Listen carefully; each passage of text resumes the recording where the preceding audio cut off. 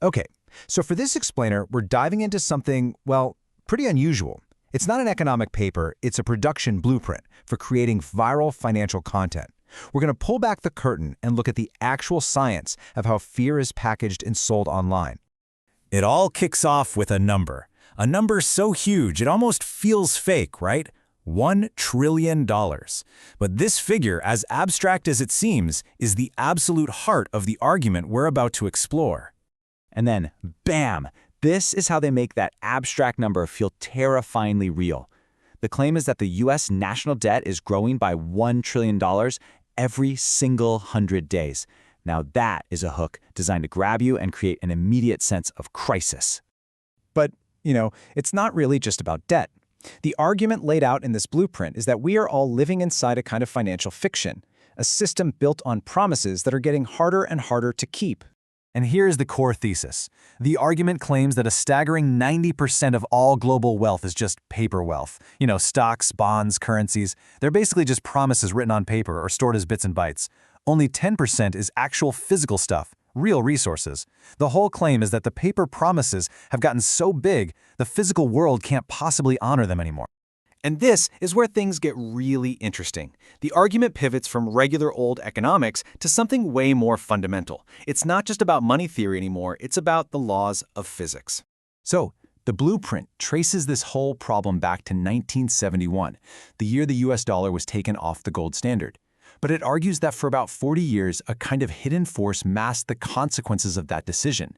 And that force was technology. Think about it. The internet. Hyper-efficient global supply chains, they created this massive deflationary pressure that kind of held the system together. But now we've supposedly hit a wall. This is the fundamental conflict. The exponential growth of printing money is slamming right into the linear, real-world growth of physical stuff. And this quote from the source document just says it all, doesn't it? So, the blueprint boils this whole complex idea down to a simple, really powerful formula. The price of an asset is proportional to the money supply divided by how scarce the resource is. To put it simply, if you have infinite dollars chasing a finite number of atoms, well, the price of those atoms has to go up. It's just math. And this is just a brilliant way to illustrate that conflict using AI. We tend to think of AI as this digital thing, right? It's just code living in the cloud. But AI is incredibly physical. It needs massive data centers that guzzle unbelievable amounts of electricity, which in turn need physical things like natural gas or uranium. Our biggest digital ambitions are literally being held back by our physical energy limits. Now, here's the twist. Everything we've just walked through, it's not from some university research paper or a report from the Fed. And that brings us to the real reason for this whole explainer. The source material we've been analyzing isn't an economic analysis at all.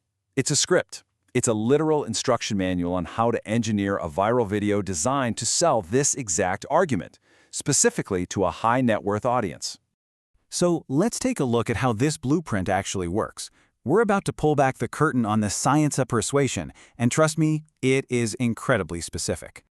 It all starts with the visuals. The blueprint demands colors like navy, gold, and slate gray. Why those colors? Well, the document calls this the institutional trust palette. Think about it. These are the colors of J.P. Morgan, of Goldman Sachs. They are designed to subconsciously signal stability and authority, basically borrowing credibility from the very institutions the video is critiquing. The lighting is also specified down to the last detail. You're not supposed to use that flat, bright look of a typical vlogger. No, it has to be high-contrast Rembrandt lighting. This creates these deep shadows and a really serious, dramatic mood. It's a visual cue to the viewer that this is a deep, important conversation, not just some casual chat. Even the audio is completely engineered. The blueprint calls for something called a voice of God EQ, which means you boost the low frequencies in the speaker's voice to make it sound deeper, calmer, more authoritative. It also demands a noise floor of -60 decibels. That's absolute silence in the background, which signals high production value and creates this intimate, almost hypnotic atmosphere. But it goes way beyond just the look and feel. The very structure of the content is a carefully designed psychological trap built to hold your attention and, of course, maximize revenue. The blueprint is shockingly blunt about this. It lays out a 4-step retention trap. First, create fear with those big, scary numbers. Second, Build tension by telling people their savings are worthless. Third, and this is the really clever part, you insert the ad break right there. And only after the ad do you offer the solution. And that just reveals the incredible irony of it all, right? A video that's warning you about hidden financial traps is itself a highly engineered trap designed to maximize ad revenue. You are emotionally compromised, so you're basically forced to watch that ad just to get the relief of the solution. So, knowing all this, what's the takeaway? How are we supposed to watch content like this and separate a potentially valid point from masterful manipulative production? You have to learn to separate the message from the medium. Look, the fact that a video is engineered to push all your emotional buttons doesn't automatically mean the core economic ideas are wrong.